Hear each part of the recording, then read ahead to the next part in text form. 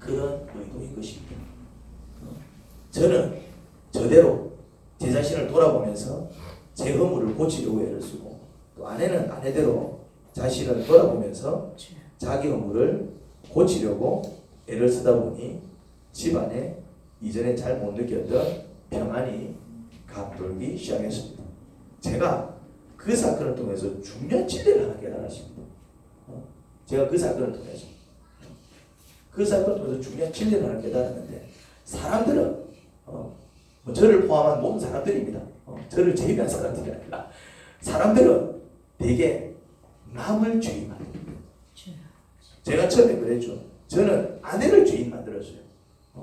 도대체 집에서 뭐하노? 사모가 돼가지고 왜 그밖에 안 되고? 나는 누구를 죄인 만들었다고요? 아내를 죄인 만들었던 것입니다. 아내를. 하지만 하나님은 누구를 죄인 만듭니까? 하나님은 기도하는 사람을 죄인 만듭니다. 아멘. 기도하는 사람. 하나님은 묵상하는 자를 죄인 만듭니다. 아멘. 저는 하나님께 기도했거든요. 너무 힘들어가지고. 저는 성경을 펼치고 말씀을 묵상했거든요. 그러니까 하나님은 나를 죄인 만드시더라고. 야, 네가 죄인이야. 아내는 역시나 남편이 저를 아주 못된 목사로 알고 있었습니다. 사랑과는 거리가 멀고 늘 정죄를 일삼는 못된 남편. 교회에서는 교인들한테 그렇게 친절하지만은 집구석만 들어오면은 아이들한테 말이지 짜증과 화를 쉽게 달래고, 그리고 자기한테는 잔소리며 힘든 말을 해대는 그런 이상한 인간. 하지만 그가 하나님을 찾아가니 그때도 하나님은 아내를 죄인 만드셨습니다. 우리가 서로를 죄인 만들고 있을 때는 집안 꼴이 말이 아니었습니다. 서로가 서로를 죄인 만들 때는 네가 죄인이야, 네 때문이야, 네가 그것밖에 못했어 그래, 네가 그러고도 목사가 설교할 때는 맨날 사랑을 얘기하면서 말이지, 집에 들어오면 말이지 뭔가 불만 있으면 불만이랑 토라이사고 말이야.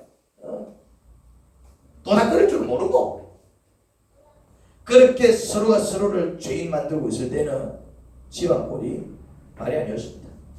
하지만 하나님 앞에서 각자가 죄인이라는 사실을 깨닫고 각자 자신을 회개하는 길을 걸으면서 집안에 화평이 돌기 시작했습니다.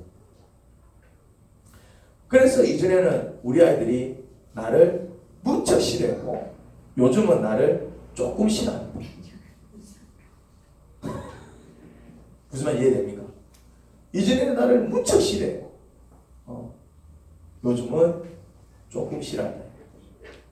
조금 싫어한다는 얘기는 좀 더 노력해야 된다고 얘기했죠. 여러분, 만약 어떤 문제를 안고 하나님을 찾아가면 하나님은 여러분들을 죄인 만드실 겁니다. 여러분들을 죄인 만드실 겁니다. 하지만 그 이유는 여러분들을 죄인으로 정죄하기 위함이 아닙니다. 문제의 원인이 여러분 자신에게 있음을 알려주시고 그 문제를 해결해 주시기 위해서입니다.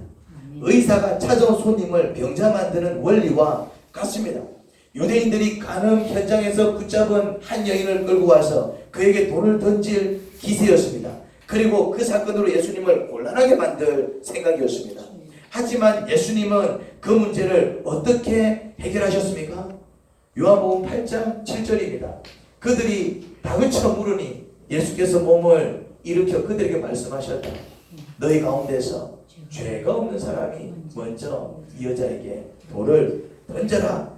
주님께서 뭐라고 하셨습니까? 너희 중에 죄 없는 자가 먼저 돌로 쳐라 하셨습니다. 이게 무슨 말이죠? 이게 무슨 말입니까?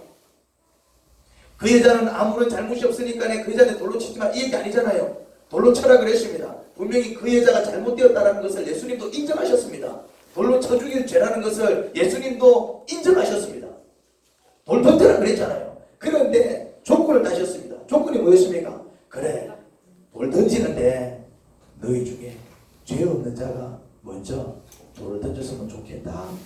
그것은요, 각자의 허물을 돌아보게 하셨습니다.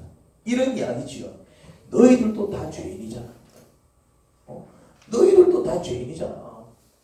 그러면서 누구를 정죄해? 이런 말씀인 것입니다. 다른 사람들의 허물을 발견하는 족족 돌로 치기 시작하면은 이 사람이 뭔가를 잘못했어요. 그래서 이제 돌로 칩니다. 이 사람이 또 뭔가를 잘못했어. 네가 그러고도 인간이가 또 돌로 칩니다. 또 이 사람이 뭔가를 잘못합니다. 인간이 어떻게 그래? 돌로 칩니다. 그러면은요, 그렇게 다른 사람들의 허물을 발견하는 족족 막 돌로 치기 시작하면 언젠가는 나도 돌에 맞아 죽습니다. 왜 그렇지요? 나에게도 허물이 있기 때문입니다. 이제 나의 허물이 드러나는 순간 또 다른 사람이 니는 왜 그래? 그러면서 나를 돌로 쳐 죽이겠죠.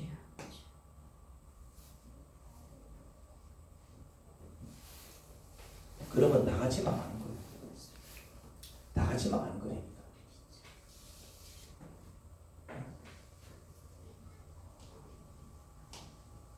다른 사람들의 허물을 발견하는 족족 돌로 치다 보면요, 이래서 돌로 치고 저래서 돌로 치고 이래서 돌로 치고 저래서 돌로 치고, 그럼 언젠가는 모두가 다 같이 망합니다.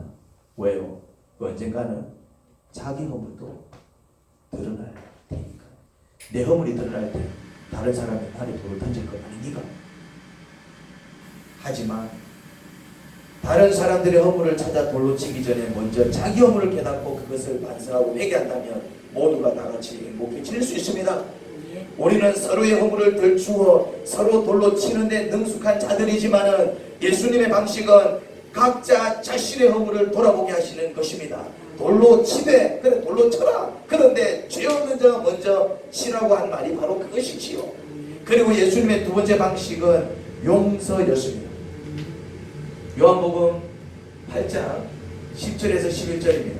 예수께서 몸을 일으키시고 여자에게 말씀하셨다. 여자여, 사람들은 어디에 있느냐? 너를 정죄한 사람이 한 사람도 없느냐?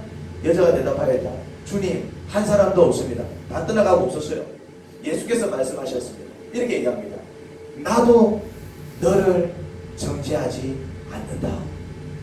가서 이제부터 다시는 죄를 짓지 말아라. 예수님은 죄 없는 분이셨기에 돌로 칠 수 있는 자격이 되셨습니다. 그렇지만 예수님은 돌을 들지 않으셨습니다. 오히려 뭘 택하셨습니까? 용서를 택하셨습니다. 뭐라고 말씀하셨습니까? 나도 너를 정죄하지 않는다. 예수님은 돌을 치기보다 용서하셨습니다. 정죄하기보다 사랑하셨습니다. 미워하기보다 이해해 주셨습니다. 그리고 한마디 더 붙이셨죠. 앞으로 이런 일을 또 당하지 않게 다시는 죄를 짓지 마. 그러셨습니다. 예수님의 훈계는 책망조가 아니라 사랑의 타이름이었습니다. 우리도 그러자. 부부가 서로에게 그러고요, 부모가 자식들에게 그러고요, 늘 얼굴 보며 사는 이웃들에게 그렇게 합시다. 하나님 아버지 은혜를 감사합니다. 그렇습니다. 예수님은 죄를 지어도 된다라고 말씀하신 적이 없었습니다. 죄를 짓지 마라 하셨습니다. 그래, 죄인에게 돌을 쳐라 그러셨습니다. 예수님은 분명히 죄를 인정하셨습니다. 하지만 먼저 자기 허물을 돌아보게 하셨습니다. 남에게 돌을 던지기 전에 그럴 자격이 되는지 돌아보게 하셨습니다. 우리 모두가 죄인이라는 뜻이지요. 각자의 허물을 먼저 돌아보게 하셨습니다. 그게 모두가 사는 길입니다. 서로를 정죄하게 되면 언젠가는 내 허물도 드러나서 나도 망하게 될 것입니다. 하지만 서로 용서하며 오히려 남을 탓하기 전에 자기 허물을 먼저 드러내어서 겸손히 그 죄악을 자복하고 회개하는 자, 그가 형통한 삶을 살게 될 것이고, 그를 통해서 정말 서로 용서하고 사랑하는 그 아름다운 모습이 퍼져나가게 될 것입니다. 예수님께서 그 모습을 먼저 선보이셨습니다. 예수님은 죄 없는 자이기 때문에 돌로 그 여자를 칠 수 있었지만은 나도 너를 정죄하지 않는다 그러면서 그 여자를 용서하셨습니다. 하나님, 우리에게도 용서의 마음을 주시옵소서. 우리도 서로 사랑할 수 있는 마음을 주시옵소서. 예수님 이름으로 기도합니다.